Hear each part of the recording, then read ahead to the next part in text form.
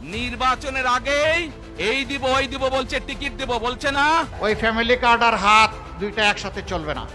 গত ফেব্রুয়ারি 12 তারিখ সারা দেশত মেজে শান্তিপূর্ণভাবে অনুষ্ঠিত হইয়ে ত্রয়োদশ জাতীয় সংসদ নির্বাচন। এই নির্বাচনত 2/3 আসন ফাইরে বিজয়ী হইয়ে বাংলাদেশ জাতীয়তাবাদী দল বিএনপি। এতালাই বিজয়ের পর ইতিবাচক ধারার রাজনীতির পরিবর্তন আনিবার লাই জামাত ইসলামীর আমির শফিকুর রহমান এবং জাতীয় নাগরিক পার্টি এনসিপির আহ্বায়ক নাহিদ ইসলামের লগে দেখা করতে যার বিএনপি চেয়ারম্যান তারেক রহমান। জানা যায় আগামী ফেব্রুয়ারির 15 তারিখ রবিবার জামাতের আমির এবং নাহিদ ইসলামের বাসায় যাব বিএনপি চেয়ারম্যান। বাংলাদেশের ইতিবাচক ধারার রাজনীতির সূচনা হইতে যার আগামী হাল রবিবার। তারই অংশ হিসেবে সন্ধ্যা 7টায় ডাহার বসুন্ধরা আবাসিক এলাকা জামাতের আমির শফিকুর রহমানের বাসাত এবং তার পরবর্তীতে রাত 8টার সময় বাড্ডাত এনসিপির আহ্বায়ক নাহিদ ইসলামের বাসাত যাবার হতা আছে বিএনপি চেয়ারম্যান তারেক রহমানের।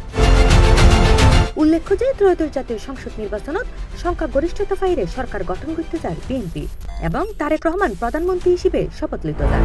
এও জানা যায় 17 তারিখের মধ্যে শপথ হইতে পারে।